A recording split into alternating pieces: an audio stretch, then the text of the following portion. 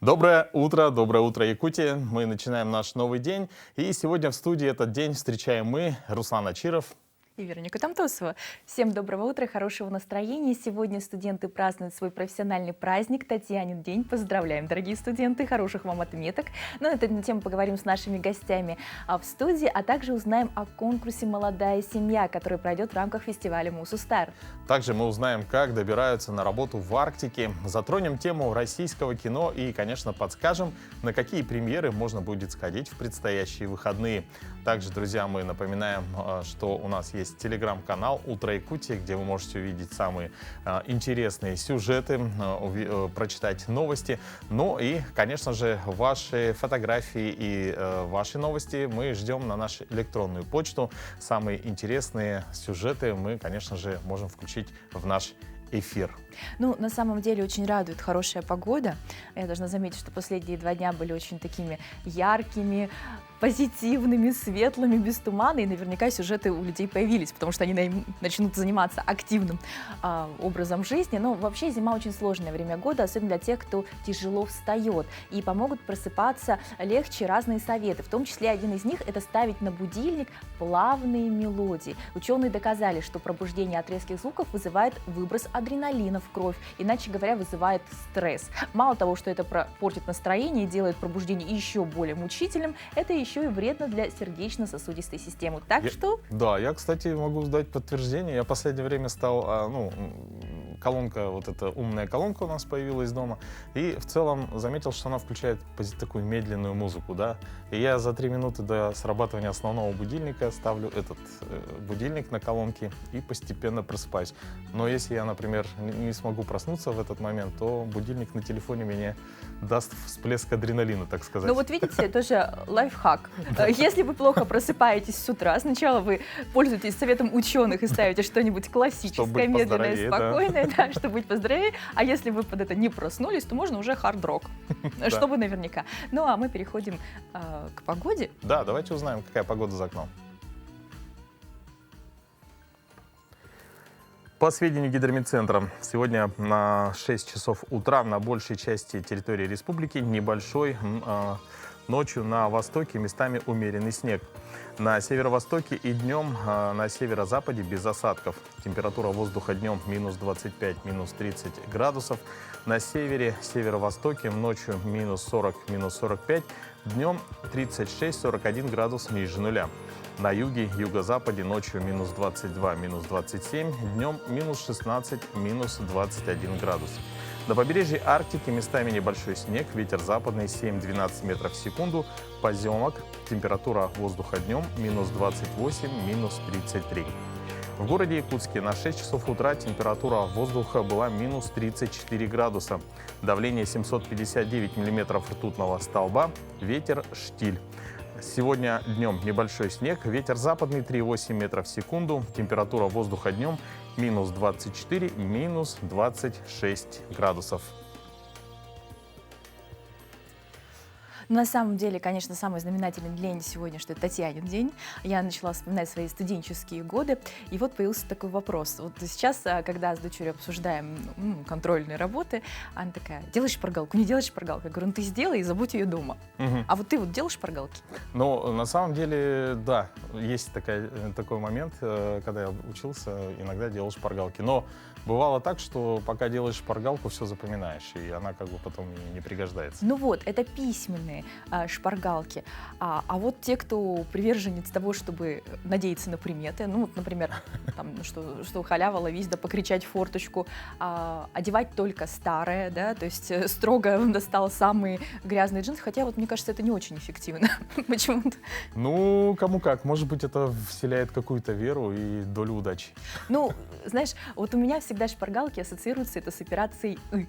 То есть помнишь, да, когда он прием. Да-да-да. Ну, наверное, новые технологии, они уже развиваются, и, наверное, сейчас уже не нужно прием, там какой-то микронаушник поставил, и все. Но мы ждем с нетерпением наших студентов, чтобы они нам рассказали, какие новшества по списыванию есть в современности. Ну, а пока переходим к другим новостям.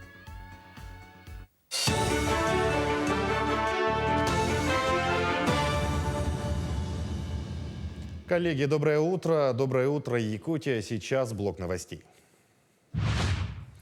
Президент России Владимир Путин согласился продлить субсидию в размере 450 тысяч рублей многодетным семьям на погашение ипотеки. Указанная поддержка распространяется на российские семьи, в которых после 1 января 2019 года родился третий и последующий ребенок. В случае оформления ипотеки такая семья сможет получить выплату до 450 тысяч рублей, чтобы использовать ее на погашение займа. «Мы эту меру продлим», — сказал Путин. Минсельхоз будет предпринимать все меры, чтобы молочная продукция оставалась доступной по цене, заявил министр сельского хозяйства Дмитрий Патрушев.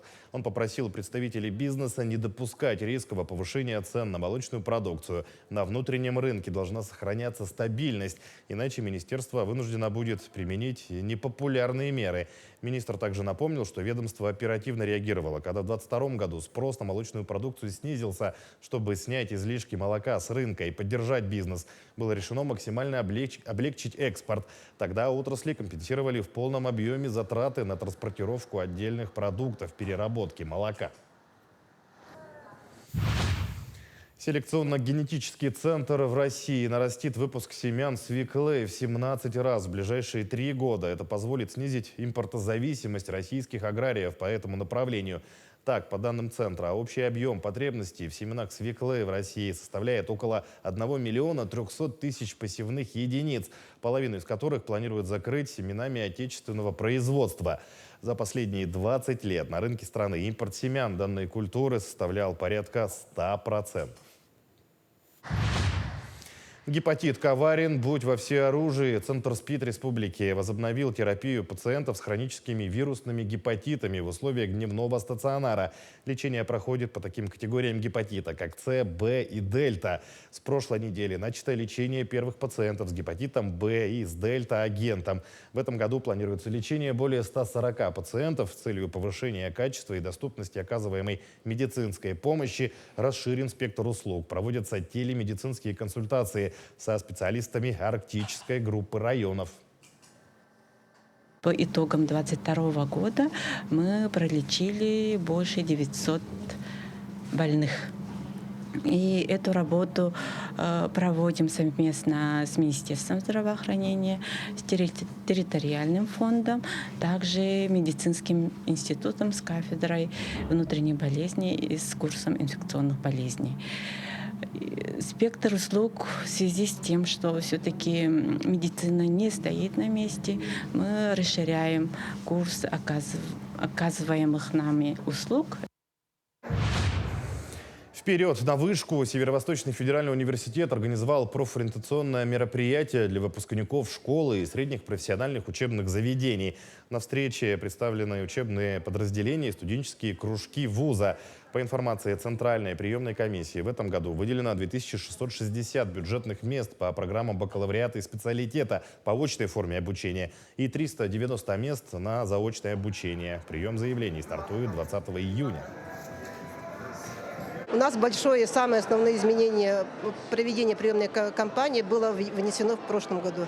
Я повторю, это введение системы приоритетов. То есть уже при подаче документов, заявления абитуриент должен указывать выбранные специальности, это в пределах одного вуза от 5 до 10 направлений подготовки. И он должен ранжировать эти специальности в соответствии с приоритетом. От наиболее приоритетных к менее приоритетным. И уже потом далее система будет автоматически распределять их зачисление. В Якутии в 2023 году благоустроили 22 общественных пространства в рамках программы формирования комфортной городской среды нацпроекта «Жилье и городская среда». Всего на эти цели направили более 900 миллионов рублей. Набережную реки Вилюй в Нюрбе, бульвар в Покровске, зону отдыха Укулан в Тамоте, территорию отдыха Путь к Лене в Ленске обновили благодаря победе во всероссийском конкурсе лучших проектов создания комфортной городской среды в малых городах и исторических поселениях.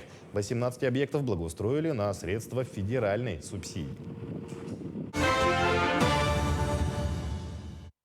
В начале этой недели мы с вами говорили о предстоящем молодежном фестивале «Мусустар», который пройдет уже в следующем месяце. Тогда нам руководитель медиацентра фестиваля сообщила, что в районах Якутии уже идут отборочные этапы мероприятия. И сегодня у нас в гостях организатор одного из треков фестиваля из регионального министерства труда и социального развития Республики Саха-Якутия Ксения Зорина, председатель молодежного совета Министерства труда и социального развития Республики Саха-Якутия. Доброе утро. Доброе утро. Ксения, доброе утро, рада вас видеть. Расскажите, пожалуйста, какую рубрику вы курируете, так скажем, на фестивале, да? Да, поподробнее про Поподробнее, конкурс. пожалуйста. Да, у нас получается в рамках молодежного фестиваля «Мусустар» по линии Министерства труда и социального развития Республики Саха-Якутия совместно с нашим учреждением, ресурсным центром социальной защиты «Победа» проводится республиканский фотоконкурс «Счастливая семья, счастливая республика». В рамках данного фотоконкурса принимаются фотографии семей по 2 номинациям. Получается, в первой номинации у нас всей семьей. В рамках данной номинации принимаются фотографии, где запечатлена вся семья, получается, занимающаяся определенным каким-то развлекательным, культурным мероприятием, да, или вообще другим развлекательным мероприятием. А дальше второй номинацией у нас является «Воссоздание». То есть это принимаются работы, где мы смотрим работы, воссоздали какой-то кадр из кинофильма или из известного фильма, да, получается, и сказки.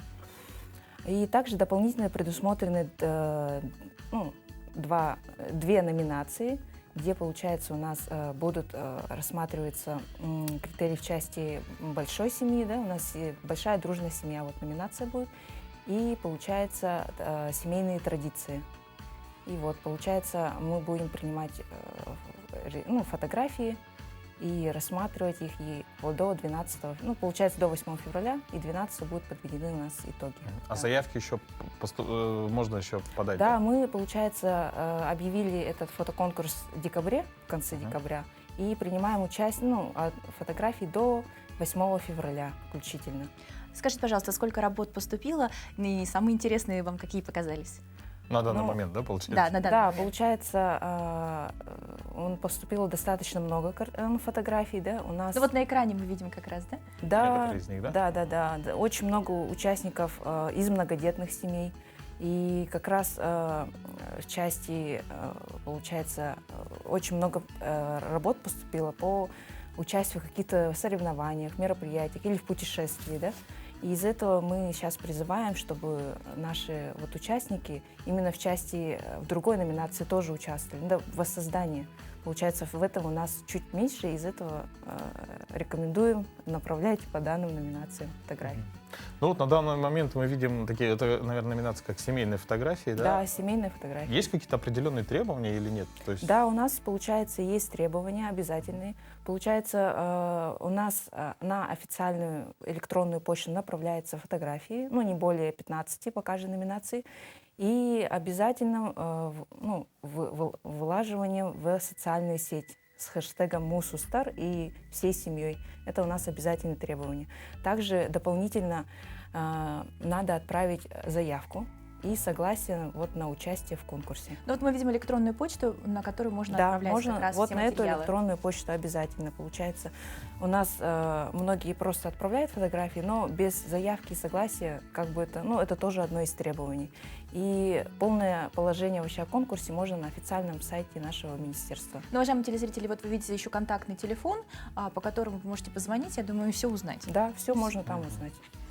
Ну, а также также на экране у нас есть QR-код, да, по которому QR-код можно на перейти. официальную страницу Министерства труда, и где можно узнать все о конкурсе. Отлично. То есть вся информация у нас на экране. Скажите, пожалуйста, ну а кто будет в жюри? Как это будет все оцениваться? Так, у нас в жюри, конечно же, будет создана экспертная комиссия. Привлечем из общественных организаций, допустим, получается, из заинтересованных сторон, можно так сказать.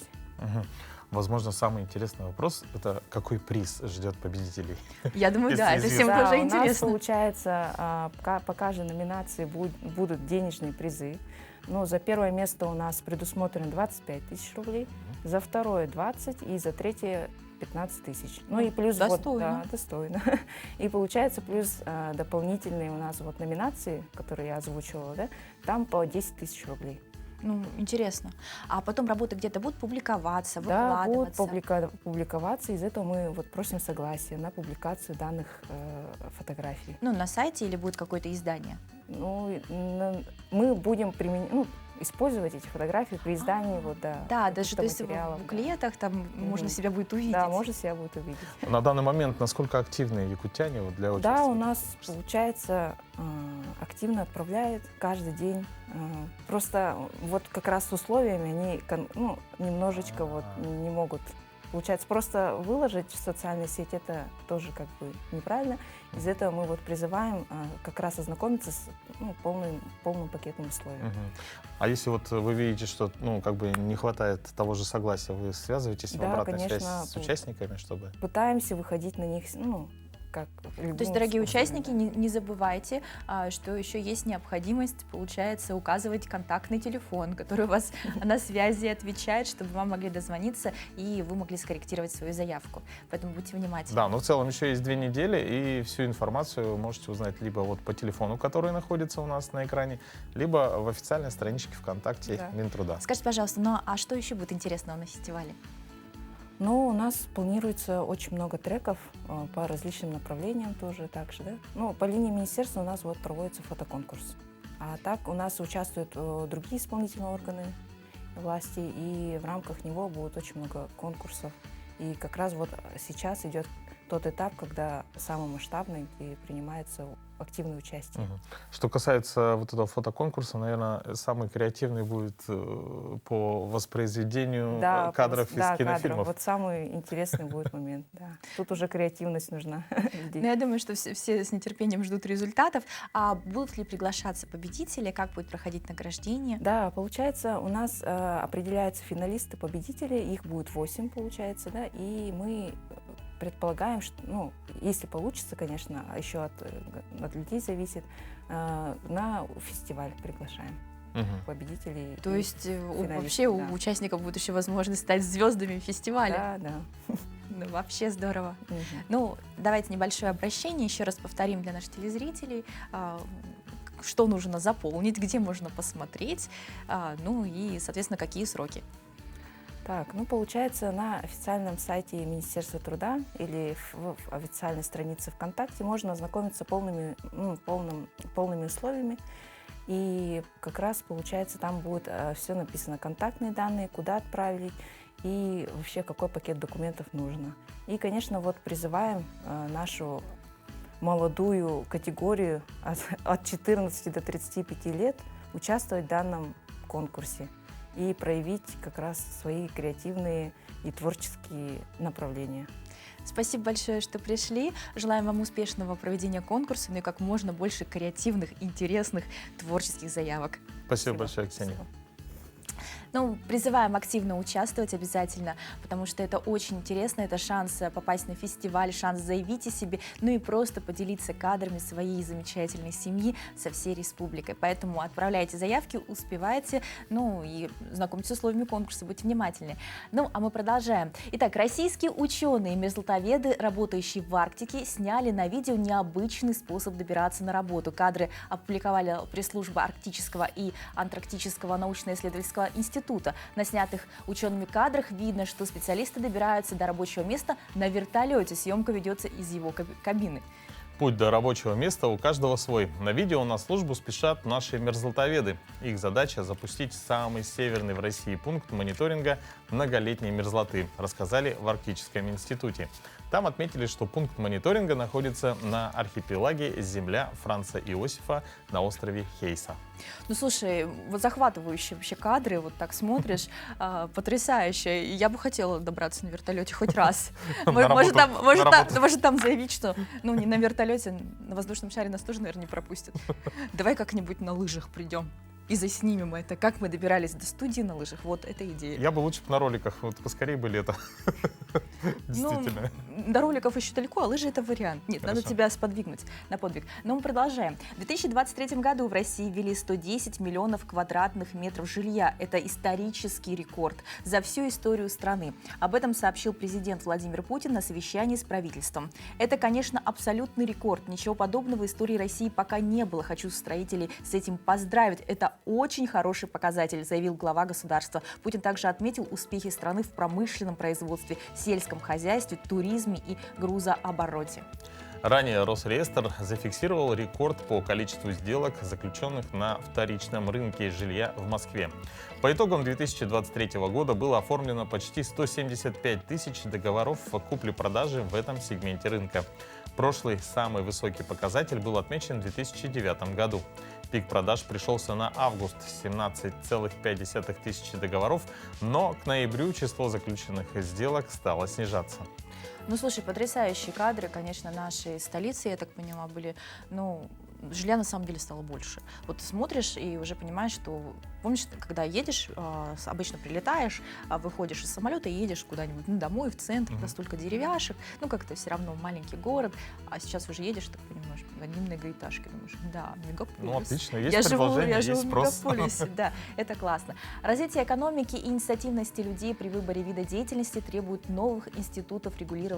Одной из таких форм стало появление самозанятых, что полностью себя оправдывает. Так, доход самозанятых за 2023 год составил 1,4 триллиона рублей, что на 48% больше, чем в 2022 году, рассказал ведомостям представитель Федеральной налоговой службы. Всего к январю 2024 года суммарный доход самозанятых за время действия налога на профессиональный доход составил 3,2 триллиона рублей. Чаще всего в прошедшем году самозанятые оказывали услуги по ремонту. Таких работников в декабре 2023 года насчитывалось более 600 тысяч. Кроме того, популярными направлениями стали автомобильный бизнес, IT-сфера, красота и информационные услуги. Число граждан, использующих специальный налоговый режим, увеличилось на 39%, достигнув 9,3 миллиона человек. При этом средний чек на их услуги стал дороже на 221 рубль по сравнению с 2022 годом и составил 1882 рубля, рассказала представитель Федеральной налоговой службы. Ну, на самом деле, замечательное направление. Я считаю, что люди перестали скрываться, официально стали оказывать услуги, что немаловажно. То есть уже можно не там заморачиваться индивидуальным предпринимательством, если ты не думаешь, что ты будешь там квалифицированным индивидуальным предпринимателем, у тебя несколько видов деятельности. По-моему, очень удобно. Да, абсолютно согласен. Ну и, конечно же, спокойнее на душе самому.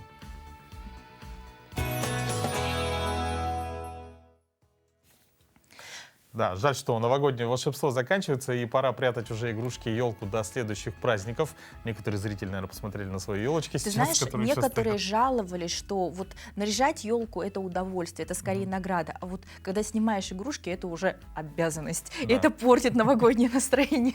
Да, это один из самых утомительных посленовогодних ритуалов – размотка елочной гирлянды. Нужно отметить, что некоторые предприимчивые россияне решили на этом подзаработать. Соответствующие объявления на популярных площадках обнаружили журналисты радиоточки НСН. Авторы объявлений предлагают профессионально распутать украшения на новогодних елках. Особой трудоемкостью отличается размотка тонкой гирлянды росы. Расценки варьируются до 5000 рублей, но, как отмечается в объявлениях, собственные нервы дороже. Ранее крупнейшая сеть гипермаркетов Великобритании Tesco объявила о приеме на работу распутывателей новогодних гирлянд. Любой посетитель магазина сможет принести запутанное украшение и отдать его специалисту. Ну, слушай, на самом деле востребованные услуги, потому что я вот наблюдала за тем, что, правда, знакомые жаловались, что они эту гирлянду росу распутывали 7 часов. То есть они говорят, мы сначала ее украшали, ну, это, видимо, какая-то большая елка, сначала ее украшали почти 2 дня, а потом 7 часов еще почти рабочий день потратили, чтобы ее снять. Поэтому тут, наверное, актуально. Вызвал человека, он тебе снял, и время сэкономил, настроение Если я не оставил. ошибаюсь, в прошлом году перед новогодними как раз праздниками, когда вот нужно было ставить елку, где-то видел прямо решение такое прямо из коробки, елка уже сразу украшенная. Я думаю, это идеальный вариант. Я видела такое, что тоже объявление какое-то о продаже, знаешь, она вытряхивается, вот как спираль, получается, разворачивается и одевается на палку. Готовая Вот, елка. тоже Но это хороший чисто вариант. мужской вариант. Вот такого удовольствия, как вешать игрушку на каждую веточку, нет. Это неправильно. Но вообще полезные советы — это здорово. Вот скажи, пожалуйста, ты любишь компьютер, кофе? Это про тебя, наверное. Ну, кофе, да, компьютер тоже. А было такое, что раз кто-то резко позвонил, и оно проливается, заливает клавиатуру, Ну, и все. такого, слава богу, не было, но технику я в воду ронял, да, это было. Ну вот, и прямо в нашем следующем сюжете мы расскажем, как спасти ноутбук, если с вами такое случилось. То есть взяли и разлили что-нибудь в нашей постоянной рубрике. Такое бывало с каждым. Вы очень осторожно пьете за компьютером кофе или любой другой напиток, как внезапно все проливается прямо на клавиатуру. Первым делом не надо паниковать. Выключите компьютер и отключите его от всех источников питания. Если вы работали за ноутбуком, при возможности вытащите аккумулятор. Не поддавайтесь желанию вытереть клавиатуру. Лучше положите на нее чистое полотенце. Если вы будете тереть, то можете загнать влагу глубже в устройство. При возможности переверните ноутбук и оставьте его так лежать, чтобы из него вытекло максимум жидкости. Если вы пролили очень много, то лучше отнести его в ремонт. Ну или можно просушить самим. Для этого вам понадобится вентилятор и коробка под размер ноутбука. Положите на пол вентилятор, накройте его картонной или пластиковой коробкой и проделайте в ее верхней и боковых стенках большие отверстия. Накройте коробку полотенцем и положите на него ноутбук клавиатурой вниз. Включите вентилятор, чтобы устройство окончательно просохло, но при этом не оставляйте его без присмотра надолго. Воспользоваться ноутбуком можно будет только после 48 часов. Проверьте работу устройства и скопируйте важные данные на другие носители. Берегите свои электронные носители и гаджеты, и желательно не пейте воду или любые другие жидкости перед компьютером или во время работы за ноутбуком.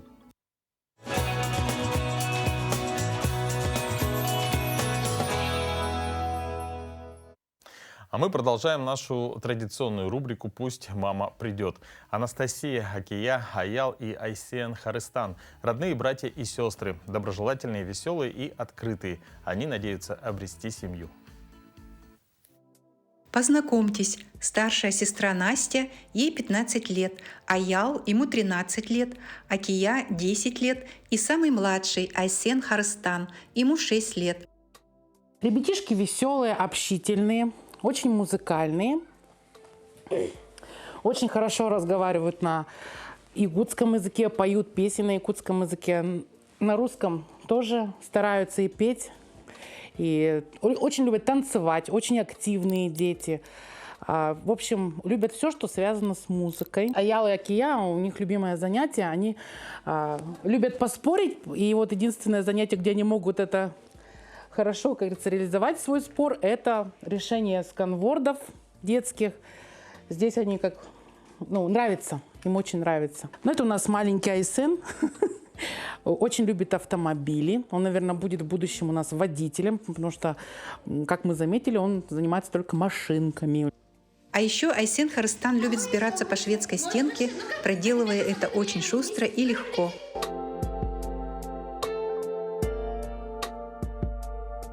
Аял и Акия тоже с удовольствием занимаются в спортивном зале. Настя любит петь, и в ее репертуаре много песен на якутском языке.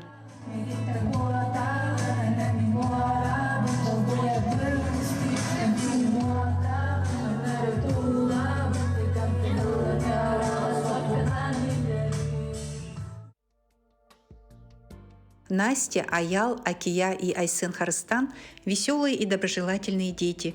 У них много интересов – рисование, разгадывание кроссвордов, чтение книг. Очень хочется, чтобы Настя, Аял, Акия и Айсен Харыстан обрели семью.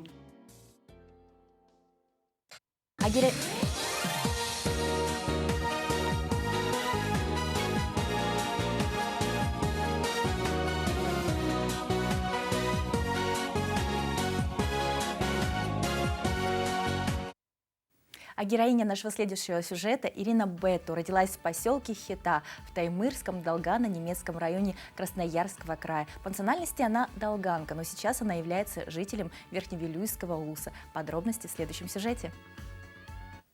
Хета – один из самых северных населенных пунктов России. Ирина Бету в 1988 году переехала оттуда в Верхневилюйский улус и осталась здесь навсегда. У нее есть муж и 3 детей. Наш разговор начался про ее знакомство с Якутией на долганском языке. Мой язык, да, похож с якутским, как бы, да, долганский язык. Но сюда я приехала, были трудности, потому что я говорила на своем долганском языке. И меня вроде бы понимали и не понимали. Вот. Поэтому, когда приехала, то отдельные слова говорила на своем языке, но как-то не могли, в смысле, ну, не понимали, поэтому в основном по-русски говорила. Ирина Ивановна с мужем Анисимом Павловичем держит большое хозяйство. У них есть и коровы, и лошади. Каждое лето обязательно сенокос. Она рассказала про свои эмоции, когда устроилась работать на ферму совхоза и вблизи впервые увидела скот. Я первый раз, когда подошла, это у меня было после первомайских праздников. Туда подхожу, и там двери открылись, и выскакивают большие коровы, которые первый раз, оказывается, выходят на свежий воздух, и они прыгают.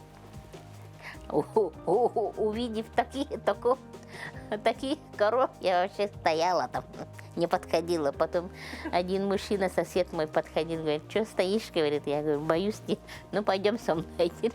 Я за ним. Вот так и зашла коровник.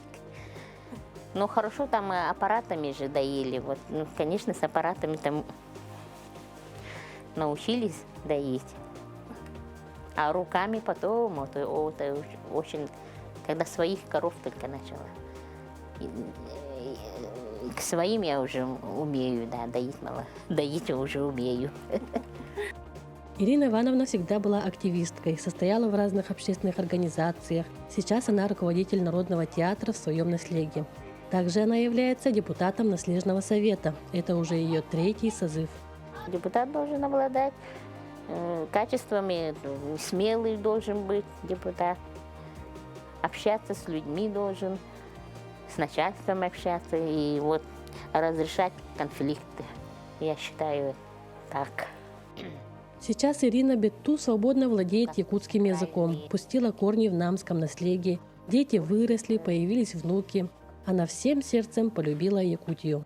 Это мне книга Валерий Золотарев, Александр Адамов, Верхневилюйск. 78-летняя жительница города Мирный Нина Ермолаева за год сшила и связала несколько тысяч нужных вещей для бойцов, которые находятся в зоне СВО. Сегодня пожилая женщина ежедневно посещает волонтерский штаб «Золотые руки ангела». Подробности в нашем следующем материале. Больше года назад в небольшом помещении волонтеры стали отшивать носилки, балаклавы и теплые вещи для бойцов специальной военной операции. Простые мирнинцы вставали за закроечные столы и садились за машинки в свободное от основной работы время. Среди неравнодушных жителей алмазной столицы волонтером стала и 78-летняя жительница города Мирный Нина Васильевна Ермолаева. Ну как, я прошла, узнала, что люди собираются, люди, и я как-то хотела посмотреть, что делают. Я пошла, они тогда в старом здании были, очень тесно, швейные машины эти, ну, ручные, некоторые плохо работают. Я прямо охапками брала эти материалы, приносила домой. И дома, у меня дом просторный, комнатка одна у меня была. Я сшила руками это все, одежду шила и несла туда. Но потом, когда перешли они в другую квартиру, стали там эти швеей заниматься, я пошла там. И там мне, наоборот, интересное. А здесь сидишь одна шьешь, а там хоть общаешься с людьми. Сейчас Нина Васильевна ежедневно посещает волонтерский штаб «Золотые руки ангела», где она стала волонтером самого образования. С тех пор ее руками сшиты и связаны несчитанное количество простыней, трусов, носков, подушек, полотенец, сушилок и тому подобных нужных вещей для бойцов, которые сейчас находятся в зоне специальной военной операции. Бойцам, чтобы тепло было, чтобы хорошо. Госпитали много шью, госпитали раненым, чтобы удобно им одежда, простыни разные, постельные. Я совсем не же. Мне помогать надо, все люди помогают. Но если я маленько там деньгами маленько даю, но я шить много должна, помогать много должна. Поэтому я стараюсь помогать, не оставаться от людей. Кроме того, что Нина Васильевна сама пошивает и вяжет, она этому мастерству учит и других. Благодаря ей сейчас многие пчелки из «Золотых рук ангела» научились самостоятельно пошивать разные изделия. По словам героини, на пенсии хватит времени и на спорт, и на внуков, и на то, чтобы помогать другим людям. Анна Васильева, Мирный. Ну, потрясающий человек, такая самоотдача, самоотверженность, есть чему поучиться, и здорово, что среди нас есть такой пример для подражания. Ну, продолжаем. В честь десятилетия проекта первого президента республики Михаила Николаева «Рисуем все». С 2023 по 2025 год проходит республиканская эстафета художественного образования. 17 января этого года эстафету принял Амгинский район. В рамках мероприятия символ эстафеты будет передаваться по всем дошкольным и школьным учреждениям. Целью эстафеты является приобщение обучающихся к миру изобразительного искусства, развитие их творчества и духовной культуры, нравственного самосовершенствования. В этом проекте могут принять участие все заинтересованные лица и творческие объединения. Лучшие работы будут переданы в Музей памяти Михаила Ефимовича Николаева. Эстафета в Амгинском районе будет проводиться с января по март месяц и далее будет передана Чурапчинскому улусу. Ну а каждый четверг мы вам показываем и рассказываем о нашей рубрике «Киноафиша». И каждый из вас может узнать, какие премьеры будут показывать в эти выходные.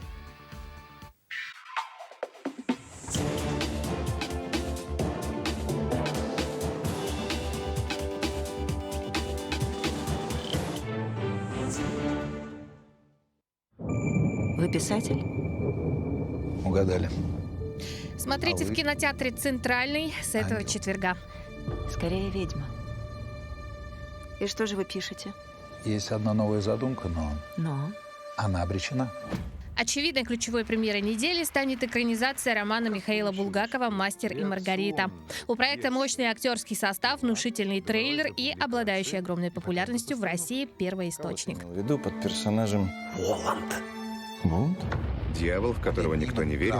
Москва 30-х годов. Известный писатель на взлете своей карьеры внезапно оказывается в центре литературного скандала. Спектакль по пьесе снимают с репертуара. Коллеги демонстративно избегают встречи. В считанные дни он превращается в изгоя. Вскоре после этого он знакомится с Маргаритой, которая становится его возлюбленной и музой. Воодушевленный ее любовью и поддержкой, писатель берется за новый роман, где персонажи — это люди из его окружения, а главный герой — загадочный Воланд, прообразом которого становится недавний знакомый иностранец.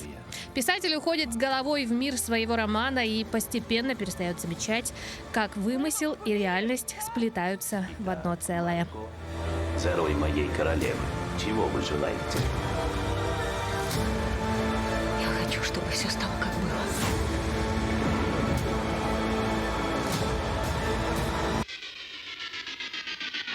Тебе нравится Элвис Пресли? Еще одной яркой новинкой недели станет биографический фильм «Присцилла. Элвис и я».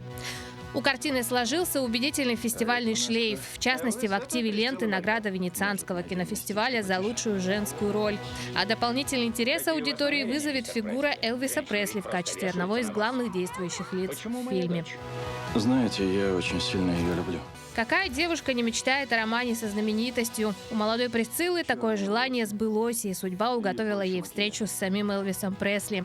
Теперь они официально главная пара Америки. Но что же скрывается за фасадом счастливой жизни с кумиром всей страны? Про вас с ней ходят разные слухи. Что-нибудь из этого правда? Мне нужна женщина, которая понимает, что такое случается. Ты эта женщина или нет? Присцилла, Элвис и я. Также в российском прокате анимационный фильм «Мечты робота». Первое, что подкупает, это приятная цветастая, как коробка конфет, анимация. При этом простая и в какой-то мере даже старомодная. Главный герой – одинокий пес, которому надоело одиночество, поэтому, насмотревшись реклам по телевизору, он решает приобрести робота-друга. Андроид сразу же делает жизнь пса куда счастливее и разнообразнее. Они гуляют по парку, слушают музыку, едят хот-доги и даже ходят на пляж. Все так беззаботно и продолжается вплоть до первой неисправности робота, починка которой приводит к неожиданному драматичному квесту длиной в целый год.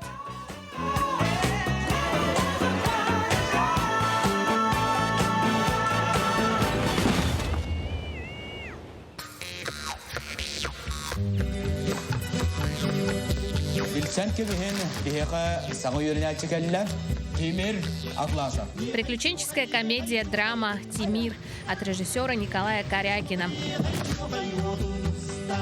Главный герой, мальчик по имени Тимир, переживает не самые лучшие времена. В один момент он теряет своего самого близкого человека – маму. Отдел опеки и попечительства находит родного отца мальчика и направляет его к нему в деревню, чтобы тот не попал в детский дом и смог наладить отношения с родным ему человеком. Но с первых дней, как Тимир оказался в деревне, он ни с кем не находит общего языка.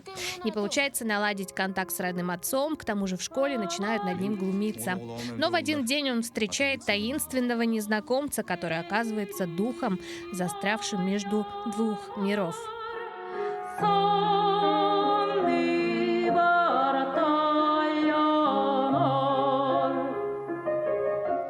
Желаем вам отличного настроения и приятного просмотра.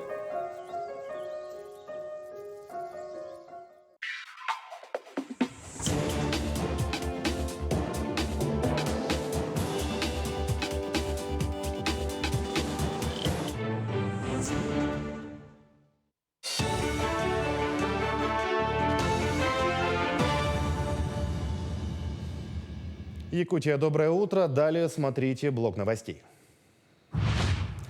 Торгово-логистические центры в Якутии сдерживают цены на необходимые продукты в Арктике. Так, розничные цены у Якутопторга по итогам года оказались ниже, чем у коммерческих организаций. На некоторые продукты до 75%. Сейчас в республике действует 8 торгово-логистических центров.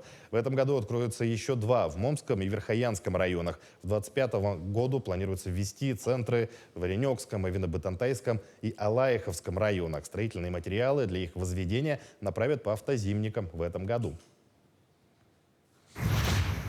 Почти 100 тысяч якутян воспользовались субсидированными билетами в 2023 году. На субсидии по билетам и льготным категориям авиакомпаниям «Якутия» и «Алроса» из бюджета страны было выделено почти 640 миллионов рублей, благодаря чему перевезено 70 тысяч пассажиров.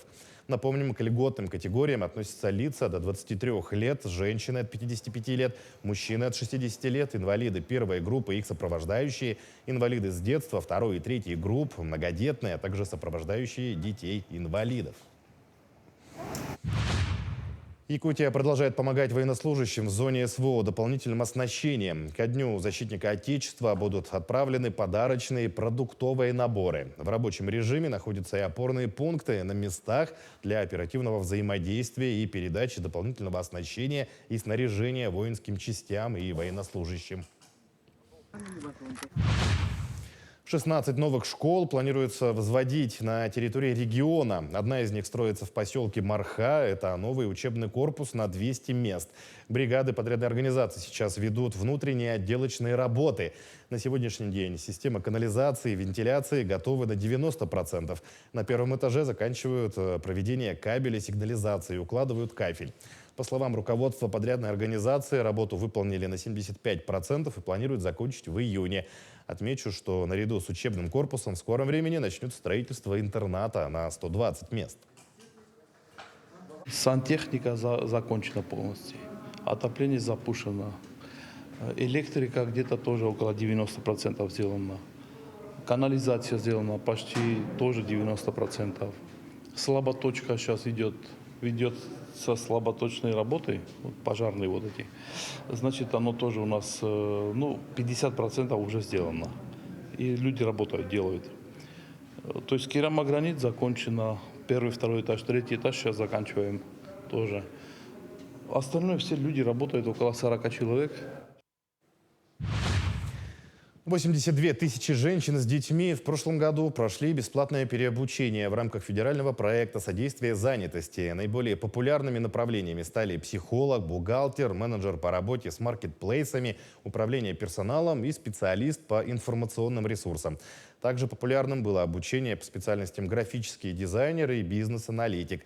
Отмечается, что в этом году планируют расширение категории участников программ, в том числе для людей с инвалидностью. Омиконская активная и талантливая молодежь готовится к участию в 4-м молодежном фестивале «Мусустар», который в этом году проводится под эгидой Года семьи в России и Года детства в республике. У омиконцев есть опыт участия в фестивале. В этом году впервые планируется выезд делегации в полном составе и участие во всех конкурсах. На муниципальном уровне проводят онлайн-мини-фестивали, и все, кому посчастливится пройти отбор, станут участниками интересного и яркого республиканского мероприятия. Из 13 треков молодежного фестиваля «Мусустар» на сегодняшний день у нас сформированы списки участников по 7 трекам. Остальные 6 треков в списке участников формируются. До конца января у нас будет прием заявок. Окончательный список участников будет утвержден в конце января. И надеемся, что наша делегация покажет хорошие результаты на молодежном фестивале «Мусустар», который состоится в Якутске с 16 по 17 февраля. К текущему часу это все новости. Всего доброго и удачного дня. Какая все-таки у нас активная, интересная молодежь. Ну и, конечно, в День студента, в Татьянин день мы их еще раз поздравляем. И вот я решила все-таки отобрать у Руслана диплом. Сейчас я посмотрю, кто он. Так. По специальности, да? Да, по специальности. Учитель английского языка и литературы. Кто бы мог подумать. Да-да-да. Ну, филолог. Давайте сейчас посмотрим, кто же по специальности у нас. К сожалению, это обоюдный обмен был, только так он согласился. Да-да-да. Причем, обратите внимание, красный диплом. Я в руках держу диплом Вероники Тамтосовой. Итак, Вероника у нас учитель математики и информатики. Но я только что хотела сказать, что такой педагогический состав собрался, так что присоединяйтесь, мы вас можем учить математике и тут английскому языку. Да, мы вас научим. Да, мы вас научим. Ну а прямо сейчас переходим к интересным датам и событиям.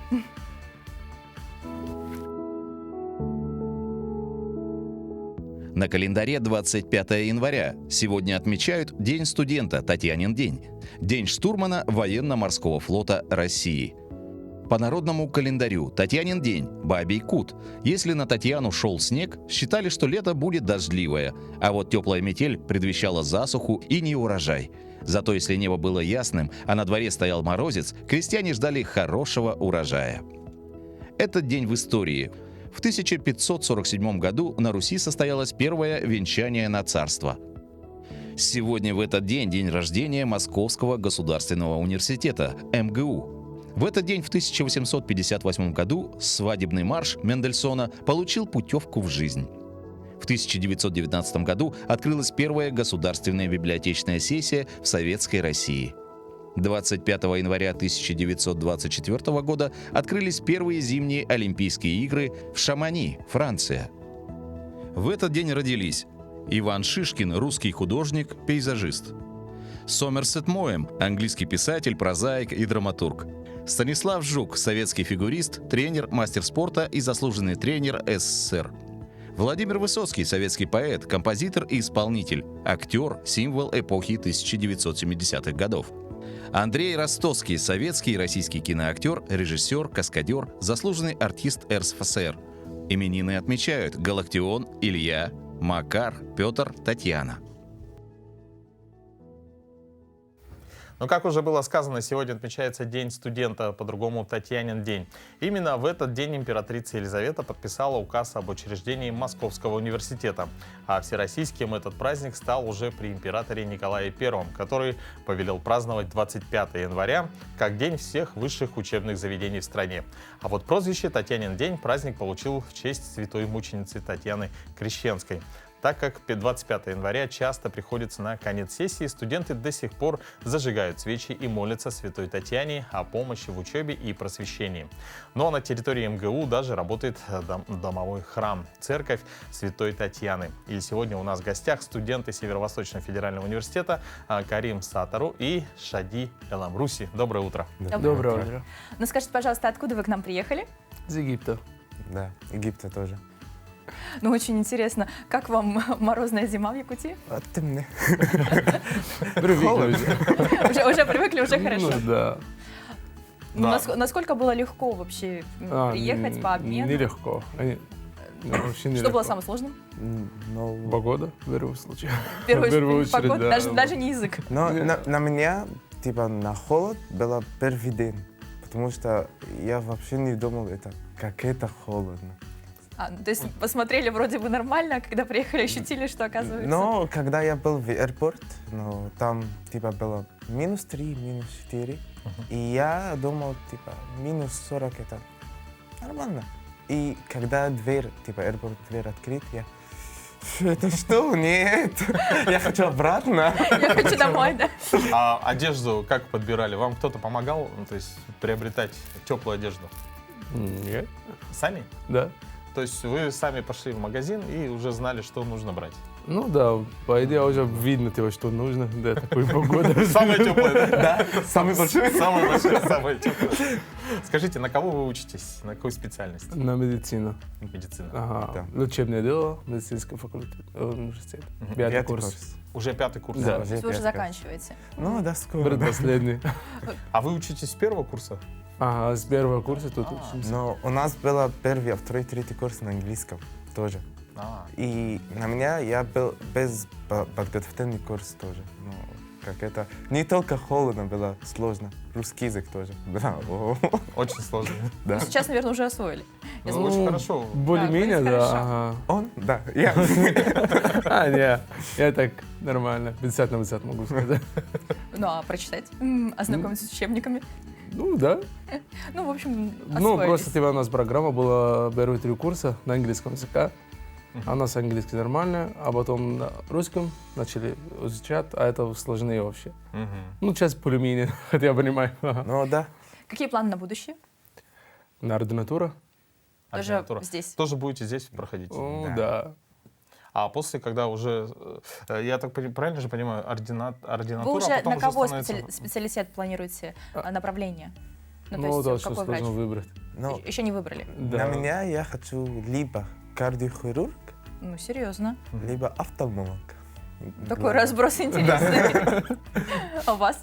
Ну, то есть, думаю, либо этот кардиолог, либо акушерство.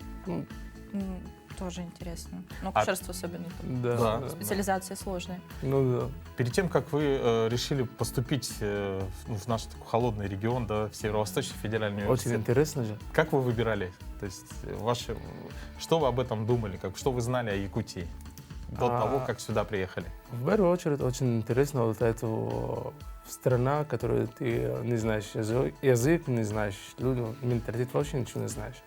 А второе, почему именно Якутск, ну, я не знаю города России в это время. Интересно, ты поживешь в самый холодный город в мире. Ну, надо было... Надо было попробовать. Я был в Египте, и в это время я был учиться фармацевт, не медицин. Но я хотел медицину. И потом есть кто говорит, что я могу учиться здесь, медицинский. И я сразу написал на Google Якутск, и там Google самый холодный город в мире. На меня круто, это что я хочу. Вот все, выбрали. Давай, погнали. Да, меня это. И потом, сейчас я понятно, самый холодный.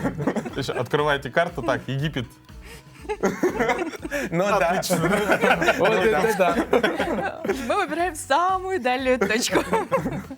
Ну, интересно. Как родные отнеслись к выбору? Ну, нормально. В гости не приезжай? Блин, Пока не планируется. нет, еще думаем. Время еще есть. Ну да, чтобы познакомитесь с самым холодным. Какие-нибудь сувениры домой отправляли? Нет, я не помню, нет. Я отправил только это, Игрушки. типа, я не знаю, как называется это, но когда они там сделали. Чурон. Да, чурон. Я отправил. Очень маленький. Очень маленький. Да. Ну, большой, наверное, без надобности. Да. Для примера. Будет сложно, но маленький вот там. Ну, кстати, да, между странами, наверное, так вот рыбу, наверное, не увезешь в Египет из Якутии, то есть там же таможня и так далее, да? Ну, аэропорт и так далее. Да, долго Сложновато, будет далековато. Плюс продукты. еще. Оттуда Москва из Египта, да, долго будет. Проще родных сюда привезти. Так легче будет, наверное. Но я думаю, к окончанию обязательно вы привезете родственников, да? А вы посмотрите, где мы жили, где мы Да, учились. где мы учились, где мы молчались. Да. Ну, а как однокурсники? Ну, все нормально, всем хорошо относятся. Помогают? Да, конечно, помогают. Друг другу помогают. А у вас однокурсники из других стран тоже есть? Или только вы? Не, есть, да. Есть, да? Откуда? Ну, в основном в наши курсы или вообще? Ну, вообще, вот, да, Есть на вашем много. курсе. Но вот у нас, кстати, я президент студенческий клуб, называется NIF International. Это для иностранных студентов. И у нас есть очень много иностранных. Да. И на медицинский у нас есть, может быть, Пакистан, Камерун и СНГ, и еще кто. Ну, много. Спасибо. Ну, Карим, Шади, мы вас поздравляем. Ждем студента сегодня. Спасибо. Желаем отличной учебы. В вашем лице Спасибо. всех студентов, которые обучаются в Северо-Восточном федеральном университете и не только. Ну и с вами, дорогие друзья, мы вам желаем отличного дня. Увидимся уже завтра. До новых встреч!